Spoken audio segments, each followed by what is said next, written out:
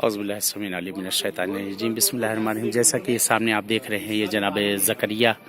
पैगंबर आपकी यहाँ पर कब्र है, और वो आगे वहाँ पर सामने कुआं है कि जहाँ वो कुआं कि जिसमें सरे जनाब ज़करिया को इस कुएं के अंदर डाल दिया गया था, और यहाँ से कहते हैं खून निकलता रहा, खून यहाँ पर न रुका।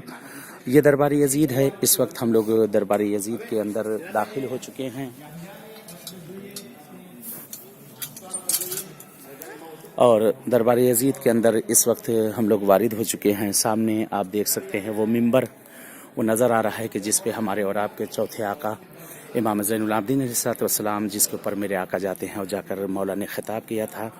कि, और सामने ये जो आप जगह देख रहे हैं कि जो घिरी हुई जगह है, ये वही जगह है जैसा कि नकल किया जाता है कि इस जगह पर बीबियों को लाकर बिठाया गया था, और बीबियाँ इस जगह पर आकर बैठी थी। यही मकाम है, यही वो जगह है कि जहाँ पर बीबियों को लाकर बिठाया गया था। यही सामने आप सारा जगह मुसल्ला देख सकते हैं, और ये सामने मिंबर आप देख सकते हैं। यही मिंबर है जो चौथे आका से मंसूब किया गया है कि जहाँ पर हमारे और आपके चौथे आका जिन्होंने खुतबा दिया था, यही वो मिंबर है। और वो सामने आप ऊपर देख सकते हैं कि वहाँ पर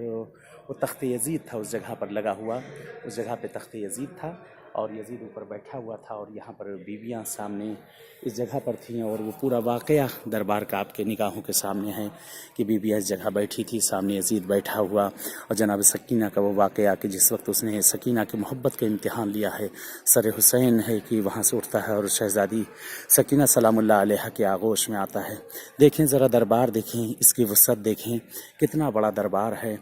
कि जिसको आज इसको मस्जिद अमवी के नाम से याद किया जाता है, मस्जिद अमवी के नाम से इसको याद करते हैं।